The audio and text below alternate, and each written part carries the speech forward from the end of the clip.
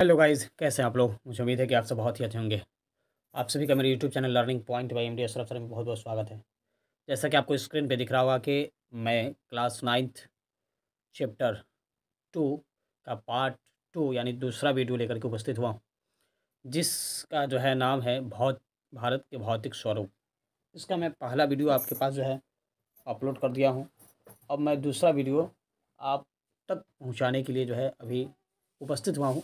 आप सभी ये अगर से इससे पहले वाला वीडियो नहीं देखे हैं तो प्लीज़ मेरे channel learning point by MD Ashraf sir वो पे जा कर के आप इस वीडियो को देखें और फिर उसके बाद इस वीडियो को देखें, ताकि आपको अच्छे तरीके से जो है भारत की जो भौतिक स्वरूप है उसके बारे में समझ में आएगा। हम जानते हैं कि हमारा भारत विविधताओं वाला जो है देश है, विविधताओं में एकता वाला देश है।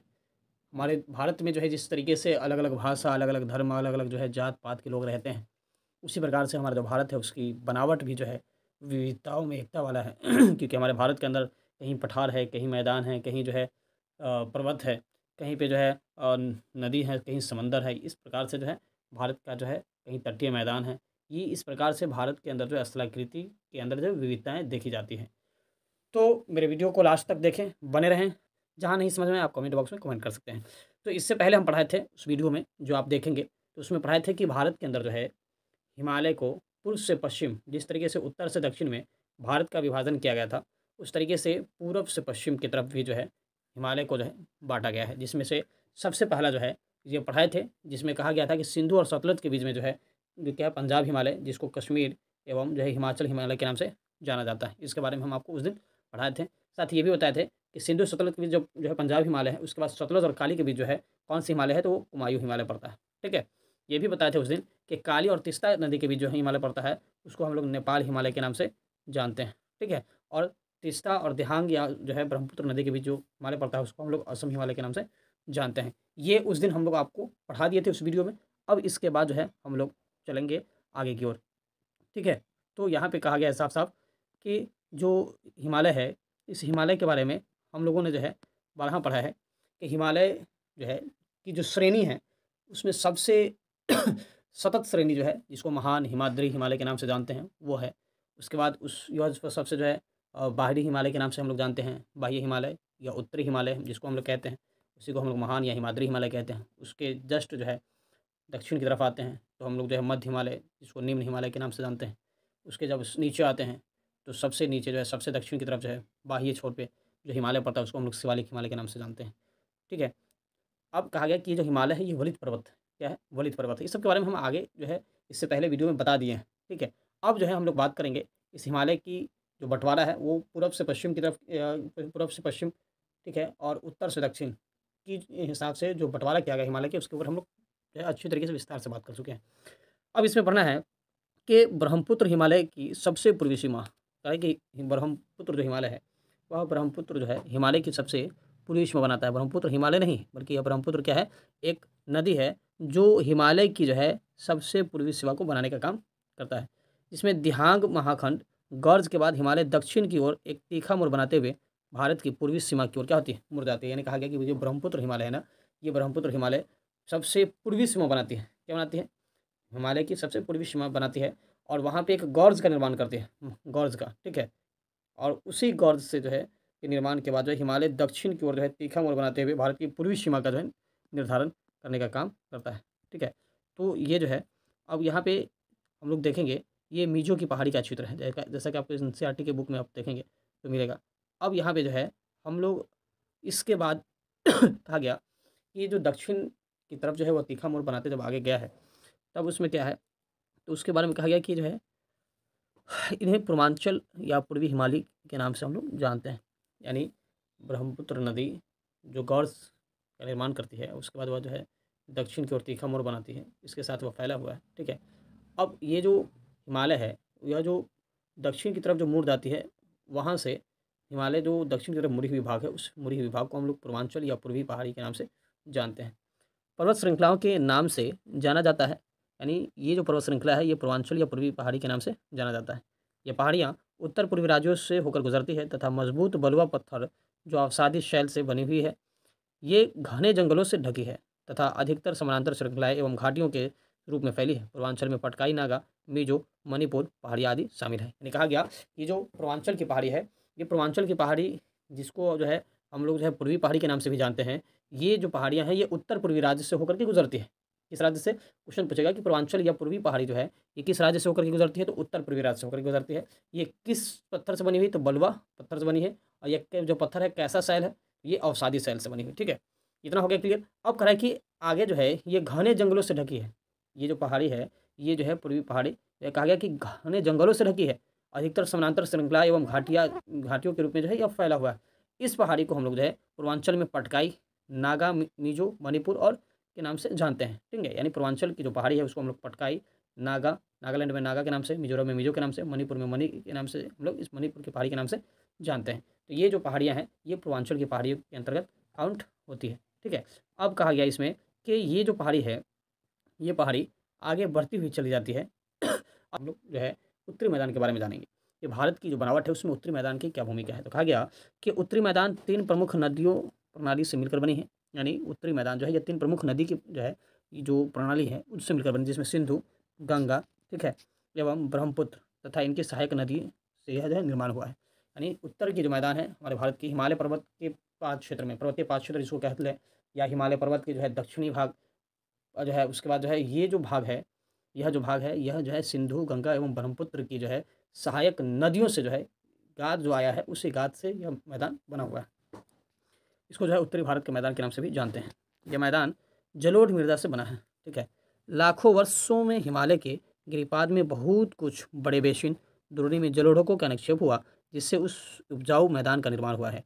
ये कहा गया कि लाखों साल तक जो है हिमालय के गिरिपाद यानी हिमालय के पर्वतीय पाद क्षेत्र में, बेस में जो है बड़े बड़े जो है जलोढ़ निक्षेपण के कारण, नदी जो है बाढ़, नदी के पानी की जो है जल के कारण जो है निक्षेपण जो आया, उसके साथ जो गाद आया, मिट्टी, बालू, कंकर, उसके कारण जो है इस मैदान का निर्माण हुआ। और यह जो मैदान है बहुत ही उपजाऊ है।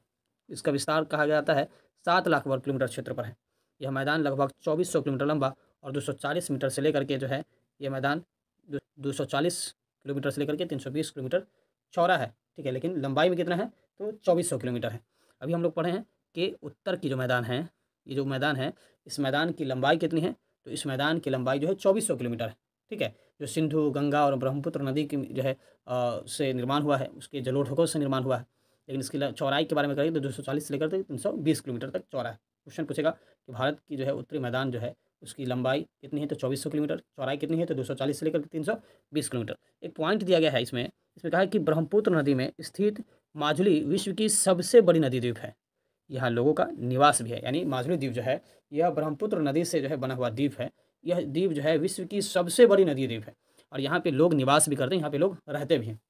अब कहा गया कि यह सघन जनसंख्या वाला भौगोलिक क्षेत्र है। यानी ये जो उत्तरी मैदान है यह सघन जनसंख्या, यहाँ पे जनसंख्या घनत्व तो ज़्यादा है। ठीक है, यहाँ पे जो है समृद्ध मृदा आवरण, पर्याप्त पानी की उपलब्धता, अनुकूल जलवायु के कारण कृषि की दृष्टि से यह भारत का अत्यधिक उत्पादक क्षेत्र है। ये कहा गया कि यहाँ पे जो है उत्तरी मैदान में, यहाँ पे मिट्टी जो है उसकी जो परतें हैं बहुत समृद्ध है। वहाँ पे खेती योग्य भूमि है, पानी यहाँ आसानी से उपलब्ध हो जाता है, यहाँ की जलवायु अनुकूल है। इसी के कारण यहाँ पे कृषि जो है अच्छी होती है, कृषि कार्य जो है अच्छा जो होता है, जिसके कारण यहाँ पे लोग ज़्यादा निवास करते हैं। ठीक है, उत्तरी पर्वतों से आने वाली नदियाँ निक्षेप कार्यकरण के द्वारा, यानी उत्तरी पर्वत से जो है आने वाली जो नदियाँ हैं वो निक्षेप के कारण जो है क्या करती है कि जो है निक्षेपण जो करती है, उसके कारण जो है नदी के निचले भागों में ढाल कम होने के कारण नदी की गति कम हो जाती है। यानी कि उत्तरी पर्वतों से आने वाली जो नदियाँ हैं निक्षेपण कार्य करती है, इसी के कारण जो है नदी के निचले भाग में ढाल कम हो जाता है। और जब ढाल कम हो जाती है तो ये नदी जो है धीमी हो जाती है, जिसके कारण जो है क्या निर्माण हुआ है? नदी द्वीप का निर्माण हुआ है, जिस द्वीप के नाम से हम लोग जानते हैं द्वीप, जो जिसके चारों तरफ क्या हो? पानी हो, बीच में जो है ऊंचा स्थल हो जहाँ पे जो है लोग निवास करते हो, या पर्यावरण दृष्टि से जो है वो बेहतर हो। जहाँ पे सूखा स्थान होता है उसको द्वीप कहते हैं। चारों तरफ से पानी हो और बीच में जो है सूखी स्थल उसको द्वीप कहते हैं। जहाँ पे 3 जगह जो है छोर से पानी हो और जो है एक तरफ से जो है स्थल हो, उसको हम लोग प्रायद्वीप के नाम से जानते हैं। तो भारत की जो है ये नहीं, पूरे विश्व की सबसे बड़ी नदी द्वीप कौन है? तो माजुली द्वीप है, जो किस नदी से बनकर बनी हुई है?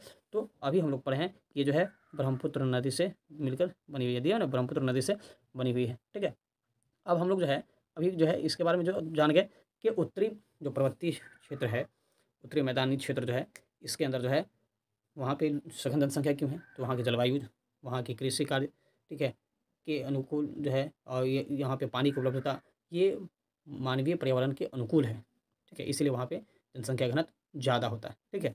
अब जो है आगे कहा गया कि नदियाँ, ये जो नदी है, इस नदी के बारे में कहा जाता है कि नदियाँ अपने निचले भाग, जो नदी है ना, वो नदी के बारे में कहा गया कि नदियाँ अपने निचले भाग में गाद एकत्र हो जाने के कारण बहुत सी धाराओं में बढ़ जाती है। ये जो नदी है, इस नदी के बारे में कहा गया कि नदी जो है अपने निचली भाग, निचले जो क्षेत्र है नदी की, उसमें जब गाद भर जाता है, गाद जब भर जाता है तो गाद भरने के कारण जो है कहा गया कि उसकी जो धाराएँ हैं, एक से अनेक भागों में विभाजित हो जाती हैं, ठीक है? जिस धारा को हम लोग वितरिका के नाम से जानते हैं, यानी जब एक नदी जो है अनेकों भाग में जो है अनेकों धाराओं में बढ़ जाए तो उसको वितरिका कहते हैं, ठीक है? अब कहा गया कि दोआब क्या होता है? दोआब, ये इम्पोर्टेंट जो है टॉपिक है। दोआब का अर्थ होता है दो नदियों के बीच वाले भाग को हम लोग क्या कहते हैं? दोआब कहते हैं।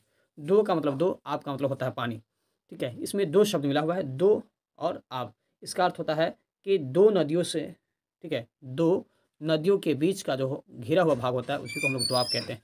इसी प्रकार जो है पंजाब, ठीक है, जो पंच जो आब के मिलने से बना हुआ है, इसलिए इसका अर्थ होता है पंच जो है 5 नदियों के बीच वाला भाग, ठीक है? इसको हम लोग पंजाब के नाम से जानते हैं। हुआ है कि पंजाब भी दो शब्दों से मिलकर बना है। पंच का अर्थ है 5, आब का अर्थ है पानी, यानी 5 पानियों के बीच वाले भाग को हम लोग क्या कहते हैं? पंजाब कहते हैं। इसका अर्थ यही निकलता है। दोआब का मतलब दो नदियों के बीच का जो सूखा स्थल होता है उसको हम लोग दोआब के नाम से जानते हैं, ठीक है? अब कहा गया इसमें कि जो है उत्तरी मैदान के मोटे तौर पर जो है 3 उपवर्गों में विभाजित करते हैं। और उत्तरी मैदान जो है उसको देखा जाए तो मोटे तौर पे कितने भागों में बाँटेंगे? 3 भागों में। कितने भागों में बाँटते हैं? 3 भागों में उत्तरी मैदान को हम लोग बाँटते हैं। उत्तरी मैदान की पश्चिमी भाग को पंजाब का मैदान कहा जाता है। मैदान के पश्चिमी भाग को हम लोग क्या कहते हैं? पंजाब का मैदान। क्या कहते हैं? पंजाब का मैदान। और सिंधु एवं उसकी सहायक नदियों के द्वारा बनाए गए इस मैदान को इस मैदान यानी पंजाब का जो मैदान है, इसका बहुत बड़ा भाग कहाँ है? पाकिस्तान में स्थित है। यानी सिंधु और उसकी सहायक नदी, सिंधु एवं उसकी सहायक नदियों के द्वारा यह बनाया गया मैदान है, जिसका जो है बहुत बड़ा भाग कहाँ है? पाकिस्तान में पड़ता है, जिसको पंजाब के मैदान के नाम से जानते हैं। तथा कहा गया कि सिंधु एवं इसकी सहायक नदियाँ जैसे झेलम, चेनाब, रावी, ब्यास, सतलुज हिमालय से निकलती है। यानी सिंधु या इसकी सहायक नदी जो है, जिसमें झेलम है, चेनाब है, रावी है, ब्यास है, सतलुज है, ये सब कहाँ से निकलती है? तो ये सब जो निकलती है हिमालय से निकलती है। और ये सब हिमालय से निकलने के बाद कहा गया ये जो नदी है हिमालय से निकलती है, और हिमालय से निकलने के बाद, ठीक है, हिमालय से निकलती है और मैदान के इस भाग में दोआब की संख्या बहुत अधिक बना देती है। यानी कहा कि ये जो हिमालय से निकलती है सारी नदियाँ, तो मैदानी भाग में जब आती है तो दोआब की जो संख्या है वो बहुत अधिक हो जाती है, ठीक है? क्योंकि हम अभी पढ़े हैं कि दो नदियों के बीच वाले भाग को दोआब कहते हैं। तो ये सारी नदियाँ निकलती हैं, इसके कारण जो है यहाँ पे दोआब की जो संख्या है वो बढ़ जाती है। अब गंगा के मैदान का विस्तार घग्गर तथा तिस्ता नदी के बीच है। यानी इसका जो दूसरा मैदान है, अभी पंजाब का मैदान पढ़े हैं, अभी पंजाब के मैदान के बाद भी जो हम पढ़ रहे हैं कि उत्तरी मैदान को जो 3 उपनाम से जाना जाता है, इसमें से दूसरा जो है गंगा का मैदान है। यह घग्गर और तिस्ता नदी के बीच जो है गंगा के मैदान का विस्तार है।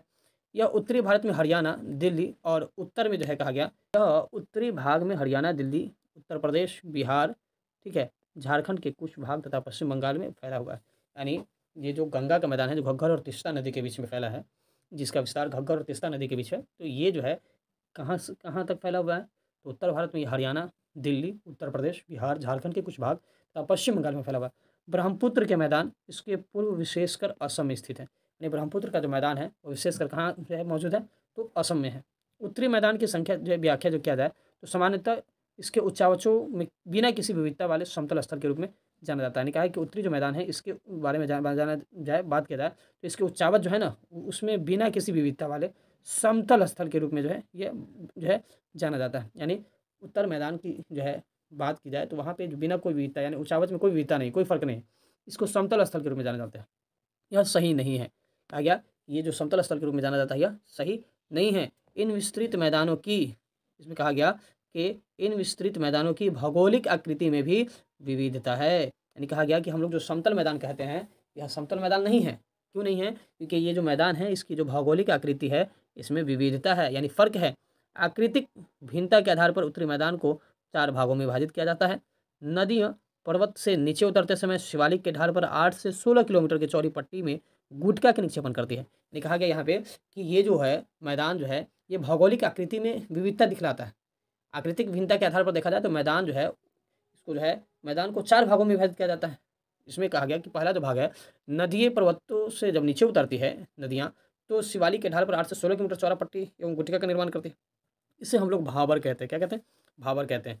जब सरिताएँ इस भाबर पट्टी वाले में विलुप्त हो जाती है, तो इस पट्टी के दक्षिण में जो है सरिताएँ जब जो है इसमें विलुप्त हो जाती है, तो इस पट्टी के दक्षिण में कहा गया कि नदियाँ पुनः निकलती है और नम अथवा दलदली क्षेत्र का निर्माण करती है। यानी जब कहा गया कि जो है चौड़ी पट्टी की जो गुटका बनती है, वो जो है जो निक्षेपण के द्वारा जो है बड़े-बड़े जो पत्थर होते हैं पहाड़ी जो है गिरिपाद क्षेत्रों में, वहाँ पे नदियाँ जो है क्या होती है कि लुप्त हो जाती है, जिसको हम लोग भाबर कहते हैं।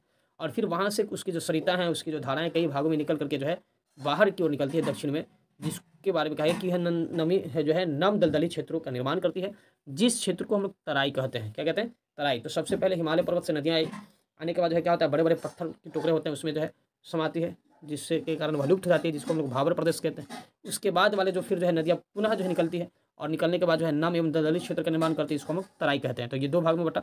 अब करें कि यह वन्य प्राणियों से भरा घने जंगलों का क्षेत्र होता है, जिसको हम लोग दलदली या जो है नम क्षेत्र कहते हैं, जिसको तराई कहते हैं। यह इसके अंदर जो है वन्य प्राणी जो है का निवास ज़्यादातर होता है, जंगल ज़्यादा होते हैं यहाँ पे। बँटवारे के बाद कहा गया पाकिस्तान से आए शरणार्थियों को कृषि योग्य भूमि उपलब्ध कराने के लिए इस जंगल को काटा जा रहा है। यानी कहा गया कि पाकिस्तान से जो है जो शरणार्थी आया है बँटवारे के बाद, उसके रहने के लिए जो है कृषि के लिए जो है इस तराई क्षेत्र वाले जंगलों को जो है तेज़ी से काटा जा रहा है। ठीक है? ये बात कही जा रही है। लेकिन कहा गया इसमें कि जब जो है इस क्षेत्र को जो काटा जा रहा है, तो काटा जाने के बाद कहा गया कि इस क्षेत्र के अंदर जो है अभी भी काटे जाने के बाद भी जो है दुधवा राष्ट्रीय पार्क स्थित है। क्या है? दुधवा राष्ट्रीय पार्क जो है इस क्षेत्र में अभी भी स्थित है। ठीक है? तो अब यहाँ पे कहा गया कि इसी जो है क्षेत्र में दुधवा राष्ट्रीय पार्क स्थित है। उत्तरी मैदान के सबसे विशालतम जो भाग होता है, जिसके पुराने जलोढ़ का बना होता है, ये नदियों के बाढ़ वाले मैदान के ऊपर स्थित होता है। यानी अभी हम लोग 2 भाग में पढ़े हैं जो है मैदान को। सबसे पहले पहाड़ से जो है नदियाँ निकलती हैं, निकलने के बाद जो है बड़े-बड़े पत्थर के जो है टुकड़े होते हैं, उसके अंदर जो है नदियाँ लुप्त हो जाती है, जिसको हम लोग भाबर प्रदेश कहते हैं। फिर जो है नदियाँ पुनः जो है उसकी कई सरिताओं में बँटने के बाद धारा जो है निकलती है बाहर, नम दलदली क्षेत्र में उसको तराई कहते हैं। और तराई के बाद कहा गया कि जो है यह जो नदी जब तराई क्षेत्र से आगे बढ़ती है, तो जलोढ़ का निर्माण करती है, जिसमें पुराने जो है जलोढ़ से विशालतम मैदान का निर्माण होता है। इसमें कि वे नदियाँ बाढ़ वाले मैदान के ऊपर स्थित है। ठीक है? कहाँ? बाढ़ वाले मैदान जो होता है उसके ऊपर स्थित है तथा वेदिका जैसी आकृति प्रदर्शन करती है। इस जो है भाग को हम लोग भाबर के नाम से जानते हैं। यानी कहा गया कि वैसी नदियाँ जब तराई क्षेत्र से निकल करके मैदानी क्षेत्रों में जाती है और उससे जो विशालतम जो पुराने जलोढ़ का निर्माण होता है, उसको हम लोग क्या कहते हैं? भांगर कहते हैं। क्या कहते हैं? भांगर के नाम से जाना जाता है। इस क्षेत्र की मृदा में जो है चूने का निक्षेप पाया जाता है। यानी भांगर जो प्रदेश है, उस भांगर प्रदेश की जो मिट्टी होती है, उसमें चूने का क्या होता है? ज़्यादातर निक्षेप पाया जाता है, जिसे स्थानीय भाषा में क्या कहते हैं? कंकर कहते हैं। तथा बाढ़ वाले मैदान का जो है नया भाग ने कहा गया है इसमें कि स्थानीय भाग में जो है उसको हम लोग कंकर कहते हैं। चूना उसमें निक्षेप ज़्यादा पाया जाता है, किसमें? पुराने जलोढ़ में, जिसको हम लोग भांगर कहते हैं। अब कहा गया कि जहाँ पे बाढ़ आने वाले मैदान होते हैं, जहाँ पे नए जो है नए मिट्टियों का निक्षेपण होता है, उसको हम लोग खादर कहते हैं। यानी प्रतिवर्ष जो बाढ़ के मैदान बाढ़ के द्वारा लाए गए जो मिट्टी का निर्माण होता है, जिस जलोढ़ का जो निक्षेपण होता है, उसको हम लोग क्या कहते हैं? खादर के नाम से जानते हैं। ठीक है? तो 4 भाग में सबसे पहले अभी हम लोग क्या-क्या पढ़े हैं? तो अभी हम लोग पढ़े हैं कि जो है पहाड़ी से नदियाँ निकलती है, तो बड़े-बड़े कंकर पत्थर जो होता है, उसके अंदर क्या होती है? वो लुप्त हो जाती है, जिसको हम लोग क्या पढ़े हैं अभी? तो उसको हम लोग पढ़े भाबर। क्या पढ़े? भाबर। अभी हम लोग पढ़े ना कि भाबर प्रदेश उसको कहते हैं। फिर उसके बाद इस जगह से जो है नदियाँ निकलती है, छोटे-छोटे कंकर होता है, उसके अंदर जो है क्या करता है कि नम एवं जो है दलदली मिट्टी का निर्माण करता है, जिसको हम लोग तराई कहते हैं। क्या कहते हैं? तराई। ठीक है? अब उसके बाद कहा गया कि ये जो तराई है, तराई के बाद जो नदियाँ निकलती है, इस भाग को छोड़ करके इसके बाद वाले जो भाग जो होता है, उसमें जब नदियाँ निकलती है, तो उससे जो है किस प्रदेश का निर्माण करती है? तो जलोढ़क जो है क्षेत्र का निर्माण करती है। और ये जो जलोढ़ का जो मैदान होता है, इस जलोढ़ के मैदान को 2 भाग बाँटा गया है। जो पुराना जलोढ़ है, उसको हम लोग कहते हैं भांगर। क्या कहते हैं? भांगर के नाम से जानते हैं। और जो नया है, उसको बोलते हैं कहते हैं खादर बोलते हैं। क्या कहते हैं? नया को खादर कहते हैं और पुराना को भांगर के नाम से जानते हैं। ठीक है? तो ये सारी चीज़ें खादर में जो होता है कि प्रतिवर्ष जो है नदियाँ बाढ़ के द्वारा जो है मिट्टी की कटाई करके उसके किनारे पर लाती है। इसके लिए जो है यह मिट्टी जो है ज़्यादा उपजाऊ होता है। भांगर जो होता है, जहाँ पे जो है प्रतिवर्ष जो है बाढ़ की पानी नहीं पहुँच पाता है, इसलिए जो है वहाँ की मिट्टी ज़्यादा उपजाऊ नहीं होती। इसमें जो है चूना पत्थर का अवशेष ज़्यादा होता है। ठीक है? तो ये सारी बातें अभी हम लोग जान गए कि मैदान जो है समतल मैदान तो हम लोग पढ़ते हैं, लेकिन समतल है नहीं, क्योंकि इसको भी 4 भाग में बाँटा गया है। इसमें से पहला भाग क्या है? भांगर। दूसरा क्या है? तराई। तीसरा क्या है? जो है तो जो यहाँ पे तीसरा के बारे में हम लोग अभी पढ़े हैं कि तीसरा जो मैदान है वो कौन सा मैदान है? तो तीसरा जो मैदान होता है उस मैदान को हम लोग अभी पढ़े हैं कि जो है ये जो पुरानी जलोढ़ की मिट्टी होती है उसको जो है हम लोग बांगर कहते हैं, और नए जलोढ़ की निक्षेप से जो बना होता है उसको हम लोग खादर के नाम से जानते हैं। बांगर में जो है क्या होता है कि चूने का निक्षेप ज़्यादा पाया जाता है। ठीक है, तो अभी हम लोग यहाँ पे देख लिए भांगर। भाबर और भांगर में फ़र्क है। पुराने जलोढ़ मिट्टी के निक्षेप को हम लोग भांगर कहते हैं, भाबर जहाँ पे जो है नदियाँ लुप्त हो जाती है उसको कहते हैं। इस बात में जो है बिल्कुल आप जो है नहीं फंसेंगे। ठीक, अब कहा गया कि जो खादर होता है ना उस क्षेत्र पे जो है खेती जो है का काम आसानी से होता है। ठीक है, अब करें कि प्रायद्वीपीय पठार के बारे में हम लोग को पढ़ना है कि प्रायद्वीपीय पठार क्या है। तो भारत के अंदर प्रायद्वीपीय पठार एक मेज की आकृति वाला स्थल है, पुराने क्रिस्टलीय, अग्नीय तथा रूपांतरित शैलों से बना हुआ है। ये गोंडवाना भूमि के टूटने एवं उपवाह के कारण बना है। यही कारण है कि यह प्राचीनतम भूभाग का एक हिस्सा है। यानी कहा गया कि प्रायद्वीपीय पठार जो है यह जो है एक मेज की आकृति वाला स्थल है। ठीक है, जिसको जो है यह जो है पृथ्वी समतल भाग से जो ऊंचा होता है, अग्नीय और रूपांतरित शैलों से बना हुआ है। यह गोंडवाना भूमि के टूटने एवं उपवाह के कारण बना हुआ है। यही कारण है कि इस भाग को जो है प्राचीनतम भाग के नाम से जाना जाता है और कहा जाता है कि यह प्राचीनतम भूभाग का हिस्सा है। कौन? प्रायद्वीपीय पठार। इस पठारी ये जो है भाग में जो है चौड़ा तथा छिछली घाटी है। इस पठारी भाग में जो है जो घाटियाँ हैं वह चौड़ी और छिछली घाटी के रूप में देखा जाता है। ठीक है, तो ये जो पठारी भाग है इस पठारी भाग में चौड़ी और छिछली घाटियाँ भी पाई जाती है। तो अभी तक हम लोग पढ़े हैं ये भारत के अंदर जो है भौतिक जो विस्तार है जिसमें पहाड़ के बारे में पढ़े। ठीक है, उसके बाद हम लोग पढ़े मैदान के बारे में पढ़े, अब पढ़ रहे हैं तीसरा पठार के बारे में। ठीक है, अब कहा गया कि ये जो पठारी क्षेत्र है, ये पठारी क्षेत्र के बारे में जब हम लोग पढ़ेंगे तो पठारी क्षेत्र के बाद कहा गया कि ये जो पठारी क्षेत्र का जो हिस्सा है ये प्रायद्वीपीय भारत के अंदर जो है ये सबसे प्राचीनतम हिस्सा है। ये जो पठारी क्षेत्र है यह पुराना क्षेत्र है। यहाँ पे जो है यह जो है सबसे पुरानी स्थलाकृति है। ठीक है, यानी कि इस पठारी भाग में जो है चौड़ी तथा छिछली घाटियाँ एवं गोलाकार पहाड़ियाँ हैं। ये जो पठारी भाग है इसमें चौड़ी तथा छिछली घाटी एवं गोलाकार पहाड़ी है। इस पठार के दो मुख्य भाग हैं, मध्य उच्च भूमि तथा दक्कन के पठार। यानी ये जो पठारी भाग है इस पठारी भाग में कहा कि चौड़ी और छिछली घाटी तो पाई जाती है, साथ ही साथ गोलाकार पहाड़ियाँ भी होती है इस पठारी भाग में। पठार के दो भाग में जो है बांटा गया है, एक को मध्य उच्च भूमि कहते हैं और दूसरा को दक्कन का पठार कहते हैं। कहा गया कि नर्मदा नदी के उत्तर में प्रायद्वीपीय पठार का वह भाग है जो मालवा पठार के अधिकतर भागों पर फैला हुआ है। यानी कहा गया कि नर्मदा नदी जो है उसके उत्तर में जो प्रायद्वीपीय पठार है वो प्रायद्वीपीय पठार का वह भाग है जो मालवा के पठार के अधिकतर भागों में फैला है। इसे यानी इसके बारे में जो है मालवा पठार के बारे में कहा गया, इसे मध्य उच्च भूमि के नाम से भी जाना जाता है। यानी आप ये समझ जाएं कि नर्मदा नदी के उत्तर में जो प्रायद्वीपीय पठार है ये प्रायद्वीपीय पठार मालवा के पठार है। ठीक है, और इसी मालवा के पठार को जो है मध्य उच्च भूमि के पठार के नाम से जाना जाता है। अब कहा गया आगे कि विंध्यन श्रृंखला दक्षिण में सतपुरा श्रृंखला तथा उत्तर में पश्चिम में अरावली से घिरी है। कहा गया कि विंध्यन जो है श्रृंखला जो है ये जो है दक्षिण में सतपुरा और उत्तर पश्चिम में अरावली से घिरा हुआ है। किससे? तो दक्षिण में जो है सतपुरा श्रृंखला तथा उत्तर पश्चिम में जो है अरावली से घिरी हुई है। और इससे जो है हम लोग क्या कहते हैं, तो इस श्रृंखला के बारे में कहा गया कि पश्चिम में यह धीरे धीरे जो होता है राजस्थान के बलुई तथा पथरीले मरुस्थल में मिल जाता है। इस क्षेत्र में बहने वाली नदियाँ चंबल, बेसिन, बेतवा, केन दक्षिण पश्चिम से उत्तर पूर्व की तरफ बहती है। अब कहा गया इसमें कि सतपुरा, तो दक्षिण में सतपुरा श्रृंखला तथा उत्तर पश्चिम में जो अरावली से यह जो है घिरा हुआ है। कौन घिरा हुआ है? तो अभी जो हम लोग जो पढ़े हैं कि मालवा का पठार या मध्य उच्च भूमि का पठार। तो इस मध्य उच्च भूमि और मालवा के पठार के बारे में कहा गया कि ये जो पठार है जिसको मालवा का पठार कहते हैं, ठीक है, जिसके अधिकतर भागों पर जो है यहाँ पे फैला हुआ है, इसी को मध्य उच्च भूमि के नाम से जाना जाता है। ये जो पठार है यह विंध्यन श्रृंखला दक्षिण में सतपुरा श्रृंखला तथा उत्तर पश्चिम में अरावली से घिरा हुआ है और पश्चिम में यह धीरे धीरे राजस्थान के बलुई जो है तथा पथरीली मरुस्थल में मिल जाता है। इस क्षेत्र में बहने वाली जो नदियाँ हैं, जो कौन कौन सी नदी हैं जो है मध्य उच्च भूमि में बहने वाली नदी, तो चंबल है, सिंध है, बेतवा है, केन है, जो दक्षिण पश्चिम से उत्तर पूर्व की तरफ बहती है। किधर बहती है? तो दक्षिण पश्चिम से उत्तर पूर्व की ओर यह नदियाँ बहती हुई चली जाती हैं। ठीक है, अब क्या है कि इस प्रकार के वे इस क्षेत्र यानी कहा गया यहाँ पे ये जो है प्रायद्वीपीय पठार का क्षेत्र है जिसके ऊपर से जो है समतल होता है। और पहाड़ी में क्या होता है कि पहाड़ी जो है समतल नहीं होता है, पहाड़ी जो है इस तरीके से होता है। ठीक है, पहाड़ी इस तरीके से होता है और पठार जो होता है उसका ऊपर वाला भाग जो है समतल होता है, मेज के आकार का होता है। ठीक है, तो ये हम लोग अभी समझ गए कि पहाड़ी जो है पठारी में क्या फ़र्क होता है। अब आगे कहा गया कि हम जब है इसको जब पढ़ते हैं तो इस ढाल के बारे में जो उत्तर पश्चिम से पूर्व पश्चिम की जो है तरफ जब जाता है मध्य उच्च भूमि के बारे में जो हम लोग अभी पढ़ रहे थे, जिसको जो है मालवा के पठार के नाम से भी जानते हैं हम लोग, इसके बारे में कहा गया है कि मध्य उच्च भूमि पश्चिम में चौड़ी है। पश्चिम में कैसा है? पश्चिम में मध्य उच्च भूमि चौड़ी लेकिन पूर्व में संकीर्ण हो गया है। यानी पश्चिम में जो है मध्य उच्च भूमि का जो हिस्सा है वह चौड़ा है और पूरब में जाते जाते यह क्या हो गया, पतला हो गया। इस पठार के पूर्वी विस्तार को स्थानीय रूप में बुंदेलखंड कहते हैं तथा बघेलखंड के नाम से भी जाना जाता है। यानी ये जो पठार है, इस पठार को जो है कहा जाता है, जो है स्थानीय रूप में क्या कहते हैं, बुंदेलखंड कहते हैं तथा बघेलखंड कहते हैं। ठीक है, कब, जब जो है इसको जो है पूर्व पश्चिम से जो है पूर्व की ओर बढ़ते हैं तब। क्यों, क्योंकि मध्य जो उच्च भूमि है, इसका पश्चिमी भाग चौड़ा है, पूर्वी भाग पतला है, संकीर्ण हो गया है। पठार के पूर्वी विस्तार की ओर जब बढ़ते हैं तो वहाँ स्थानीय रूप में जो है इस मध्य उच्च भूमि को हम लोग बुंदेलखंड कहते हैं। यानी पूर्वी विस्तार जो है उस मध्य उच्च भूमि का, उसको स्थानीय रूप में जो है बुंदेलखंड या बघेलखंड के नाम से जानते हैं।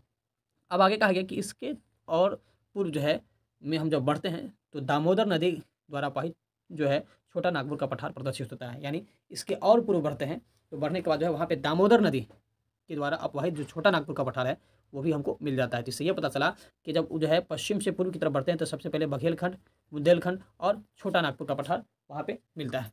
ठीक है, तो अब जो है इतना हम लोग समझ गए। अब जो है आगे हमको ये पढ़ना है कि दक्षिण का जो पठार है उसकी आकृति कैसी है।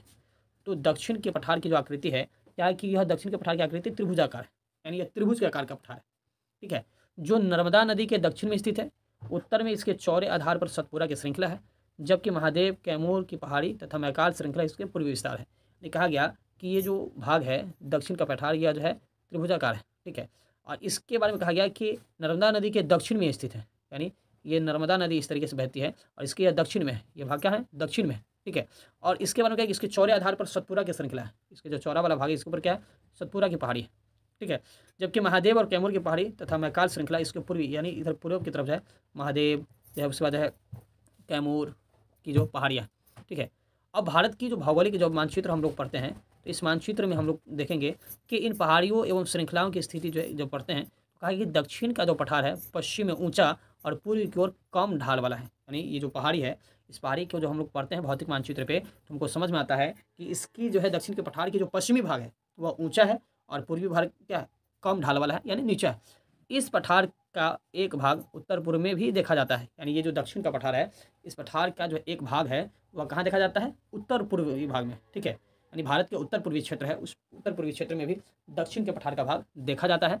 ऊंचा कहाँ किस क्षेत्र में है, तो दक्षिण पश्चिम के जो पश्चिमी भाग है वहाँ पे यह पठार ऊंचा है, पूर्व में जो है कम ढाल होते चला गया है और इसी का जो है कुछ भाग जो है हम लोग उत्तर पूर्व में देखते हैं।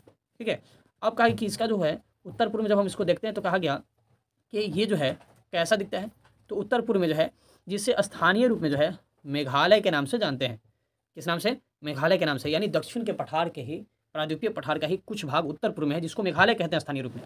कार्बी एंगलोंग के पठार के नाम से जानते हैं तथा उत्तर कचनार पहाड़ी के नाम से भी जाना जाता है। यानी इसी जो है प्रायद्वीपीय पठार के भाग को जो है उत्तर पूर्वी भाग के स्थानीय, जो उत्तर पूर्वी क्षेत्र में स्थानीय नाम से जो जाना जाता है उसमें मेघालय के पठार के नाम से जानते हैं। इसी को प्रायद्वीपीय जो है पठार को, दक्षिण पश्चिम के ये प्रायद्वीपीय पठार को मेघालय के नाम से जानते हैं, कार्बी एंगलोंग पठार के नाम से जानते हैं, उत्तर कचनार पहाड़ी के नाम से जानते हैं। लेकिन यह सब प्रायद्वीपीय पठार है। क्या है, प्रायद्वीपीय पठार है। यह एक भ्रंश के द्वारा छोटा नागपुर पठार से अलग हो जाता है। यानी ये जो है, ये जो है एक भ्रंश होता है। भ्रंश मतलब जो है बीच वाला भाग जो है धंस करके जो है धंस गया हुआ है, जिसके कारण जो है ये दो भाग में इधर और इधर बट गया। तो इधर जो है ये जो है दक्षिण का पठार है, ये दक्षिण का पठार है इधर, और इधर जो है मेघालय की घाटी है, मेघालय का पठार है। ठीक है, कार्बी एंगलोंग है, उत्तर कचनार है, ये सब जो है भ्रंश के द्वारा अलग हो गया हुआ है। यानी मेघालय का पठार, कार्बी एंगलोंग का पठार और उत्तर कचनार की जो पहाड़ी है, यह जो है दक्षिण की जो पठार है जिसको प्रायद्वीपीय पठार कहते हैं, उससे किसके द्वारा अलग हो गया, तो भ्रंश घाटी के द्वारा अलग हो गया। अब कहा गया कि पश्चिम से पूर्व की ओर 3 महत्वपूर्ण श्रृंखला है, इसमें गारो, खासी और जयंतिया है। यानी मेघालय की जो पठार है ना, उसमें जो है पश्चिम से पूर्व की तरफ बढ़ते हैं। मेघालय टोटल मेघालय के पठार है, इसमें जो है पश्चिम में जो है सबसे पश्चिम में कौन है, तो गारो है, उसके बाद क्या है, खासी है। ठीक है, उसके बाद क्या है, जयंतिया है। ठीक है, और मीरी मिक्री भी हम लोग जो है पढ़ते हैं जो अलग है। तो ये गारो, खासी, जयंतिया, इसमें खासी की जो पहाड़ी है, ये जो खासी है इसी पे जो है ये चेरापूंजी है जहाँ पे सबसे ज़्यादा बारिश होती है। ठीक है, अब जो है हम लोग आगे पढ़ेंगे कि किस प्रकार से जो है गारो खासी की जो पहाड़ियाँ है इसके विस्तार के बारे में जानेंगे कि इसकी ऊंचाई कितनी है, इसका जो है लंबाई कितनी है, इसकी चौड़ाई कितनी, उसके बारे में हम लोग अभी पढ़ेंगे। ठीक है, तो अभी हम लोग जो है कह रहे थे कि दक्षिण का जो पठार है उसके पूर्वी एवं पश्चिमी सिरे पर जो है कौन कौन सी जो है, कहा कि पश्चिमी और पूर्वी सिरे पर जो है 2 घाटी है। एक जो है घाटी है जिसको हम लोग क्या कहते हैं, पूर्वी घाटी, और दूसरा पश्चिमी घाट। यानी दक्षिण के पठार में के पूर्वी भाग में पूर्वी घाटी है। ठीक है, और पश्चिमी घाट, पूर्वी घाट और पश्चिमी घाट। जैसे मान लीजिए कि ये जो है पठार है, इसके पूरब में जो है पूर्व घाटी, ठीक है, और इसके पश्चिम में पश्चिमी घाट है, यानी इधर पूर्वी घाट, इधर पश्चिमी घाट है। ये किनारा जो है, ये किनारा को जो है घाट के नाम से हम लोग जानते हैं, ठीक है। इसको तटीय क्षेत्र के नाम से भी जानते हैं। तो ये पश्चिम में पश्चिमी घाट और पूर्व में पूर्वी घाट के नाम से इसको जाना जाता है। अब इसके बारे में कहा गया है कि पश्चिमी घाट के बारे में, कि पश्चिमी घाट की जो पश्चिमी तट है, यह पश्चिमी घाट पश्चिमी तट के समानांतर स्थित है। यानी जो है पश्चिमी जो घाट है यह पश्चिमी तट के समानांतर है, यानी हमारे भारत की जो पश्चिमी तट है उस पश्चिमी तट के समानांतर कौन है, तो प्रायद्वीपीय पठार की जो है पश्चिमी घाट, वे सतत तथा उसे केवल दर्रों के द्वारा ही पार किया जा सकता है। यानी कहा है कि ये सतत है, यानी पश्चिमी घाट जो है पश्चिमी तट के समानांतर है तथा ये सतत है, यानी लगातार है, ये कटी फटी नहीं है। लेकिन इसको पार करना है तो कैसे पार करते हैं, तो दर्रों के द्वारा। भारत के भौतिक मानचित्र में थाल घाट, भोर घाट तथा पाल घाट की स्थिति ज्ञात करना है। यानी कहा है कि भारत की जो भौतिक मानचित्र है इसमें जो है थाल घाट, भोर घाट और पाल घाट है, ये पश्चिमी घाट पे कहाँ है, ऊपर थाल घाट, उसके बाद भोर घाट, उसके बाद पाल घाट। ये जो पाल घाट ये दर्रा है जिसके द्वारा क्या होता है कि पश्चिमी घाट से जो है पश्चिमी तटीय मैदान की ओर हम लोग जाते और आते हैं, ठीक है। अब जो है कहा गया कि इस घाट के बारे में, घाट के बाद कि पश्चिमी घाट पूर्वी घाट की अपेक्षा क्या है, जो है ऊंचा है। नहीं, पश्चिमी जो घाट है या पूर्वी घाट की अपेक्षा क्या है, ये ऊंचा है। पश्चिमी घाट पूर्वी घाट की अपेक्षा ऊंचा दिखाई देता है, ठीक है। अब ये जो पश्चिमी घाट है ये पूर्वी घाट की अपेक्षा ऊंचा क्यों है, क्योंकि इस अभी हम पढ़े हैं कि भारत के अंदर जो प्रायद्वीपीय क्षेत्र है यह पश्चिम में चौड़ा और ऊंचा है और पूर्व में जो है संकीर्ण और क्या होता है, नीचे ढलान वाला होता है। इसलिए कहा गया कि पश्चिमी घाट पूर्वी घाट की अपेक्षा ऊंचा है। पूर्वी घाट 600 मीटर की औसत ऊंचाई की तुलना में पश्चिमी घाट की ऊंचाई 900 से 1600 मीटर है। यानी पश्चिमी घाट की जो पूर्वी जो घाट है, पश्चिमी घाट और पूर्वी घाट, ये दो घाट जो है क्या है, दक्षिण के पठार की जो है किनारा है, पश्चिम में पश्चिमी घाट, पूर्व में पूर्व घाट, ये पश्चिमी घाट की तुलना में पूर्वी घाट जो है कम ऊंचा है, ठीक है। अब कहा गया कि पूर्वी घाट 600 मीटर ऊंचा है, जिसकी औसत ऊंचाई पूर्वी घाट की 600 मीटर है, तो पश्चिमी घाट की जो ऊंचाई है 900 से 1600 मीटर है।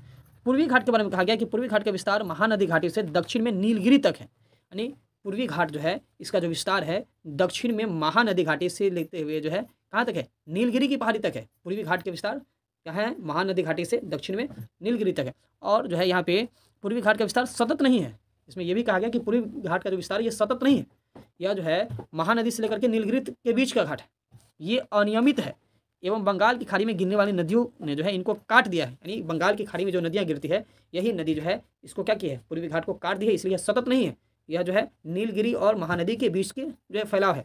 पश्चिमी घाट में पर्वतीय वर्षा होती है, यानी पश्चिमी घाट जो है ये इसमें पर्वतीय वर्षा होती है। यह वर्षा घाट के पश्चिमी ढाल पर आर्द्र हवा के टकराने के कारण होती है। यानी कहा गया कि पश्चिमी जो घाट है उस पश्चिमी जो है घाट में जो है पर्वतीय वर्षा होती है और यह वर्षा घाट के पश्चिमी ढाल पर आर्द्र हवा से टकराने के कारण होती है। और यह जब जो है आर्द्र हवा जो पश्चिमी घाट से टकराती है, क्योंकि पश्चिमी घाट की ऊंचाई ज़्यादा है, जब यह टकराती है तो टकराने के कारण ऊपर उठ जाती है और पश्चिमी घाट के विभिन्न स्थानीय नामों से हम लोग जानते हैं। और जब यह पश्चिमी घाट ऊपर जो है से जब हवा टकराती है, आर्द्र नाम हवा, तो वहाँ पे बारिश होती है।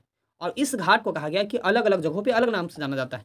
पश्चिमी घाट की ऊंचाई के बारे में बात किया जाए तो उत्तर से दक्षिण की ओर जो है यह जो है बढ़ती जाती है, यानी पश्चिमी घाट की जो ऊंचाई है उत्तर से दक्षिण की ओर और बढ़ता चला जाता है।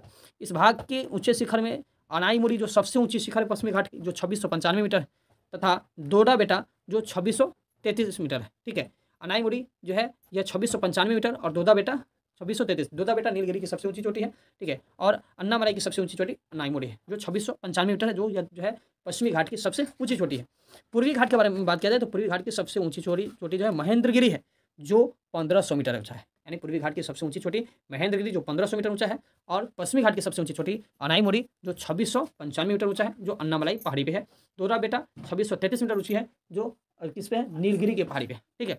अब इसमें कहा गया है आगे कि पूर्वी घाट की जो दक्षिणी पश्चिम में जो है सेवराय तथा जावरी की पहाड़ी है। यानी पूर्वी घाट के दक्षिण और पश्चिम में देखा जाए तो सेवराय तथा जावरी की पहाड़ी भी स्थित है। अब कहा कि ये जो सेवराय और जावरी की जो पहाड़ी है ये पहाड़ी कैसी है, तो कहा कि यहाँ पे जो है ये सेवराय और जावरी की जो पहाड़ी जिसको हम लोग कहते हैं, यह जो पहाड़ी है जो है पश्चिमी घाट के किधर है, तो ये पूर्वी घाट के दक्षिण पश्चिम में सेवराय तथा जावरी की पहाड़ियाँ पूर्वी घाट के दक्षिण और पश्चिमी क्षेत्र पे, दक्षिण और पश्चिमी भाग में सेवराय तथा जावड़ी की पहाड़ी है।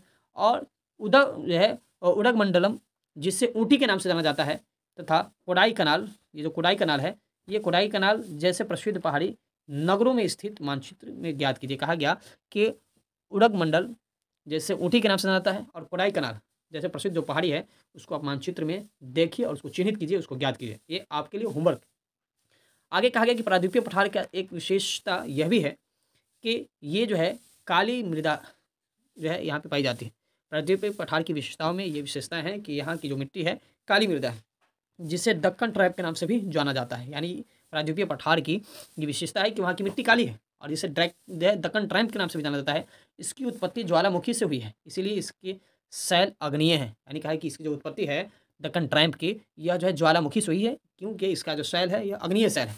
वास्तव में इन शैलों का समय के साथ अपर्दन हुआ है। यानी ये जो शैल है वास्तव में इसका जो है समय के साथ क्या हो गया है, अपर्दन हो गया है, जिसके कारण जो है काली मृदा का निर्माण हुआ है। यानी इसी जो है अपर्दन के कारण जो है यानी समय समय पर जो है इस दक्कन ट्रैप के जो है जो अगर ये जो है चट्टान है उसका जो है अपर्दन हुआ है, जिसके कारण जो है काली मृदा का निर्माण हुआ है। अरावली की पहाड़ियाँ प्रायद्वीपीय पठार के पश्चिमी एवं उत्तर पश्चिम किनारे पर स्थित है। यानी अरावली की जो पहाड़ियाँ है ये प्रायद्वीपीय पठार के पश्चिम और उत्तर पश्चिम में किधर है, प्रायद्वीप जो है क्वेश्चन पूछेगा कि अरावली पहाड़ी जो है प्रायद्वीपीय पठार के किस भाग में है, तो पश्चिम में और उत्तर पश्चिम के किनारे पर स्थित है। ये बहुत अधिक अपर्दित एवं खंडित पहाड़ियाँ हैं। यानी कहा है कि ये जो पहाड़ियाँ हैं अरावली की पहाड़ियाँ, ये अपर्दित पहाड़ी है, ये बहुत पुरानी पहाड़ी है, ठीक है, और ये खंडित पहाड़ियाँ हो गई है।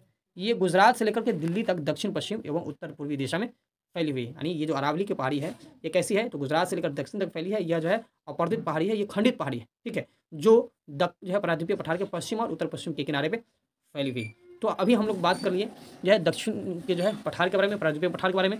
अब हम लोग अगले वीडियो में बात करेंगे भारतीय मरुस्थल और तटीय मैदान के बारे में और द्वीप समूह के बारे में। 3 टॉपिक के ऊपर हम लोग आगे बात करेंगे। अभी तक अगर आप मेरे चैनल पे नए हैं तो प्लीज़ मेरे चैनल को सब्सक्राइब करें, लाइक शेयर करना ना भूलें। मिलते हैं अगले वीडियो में, धन्यवाद।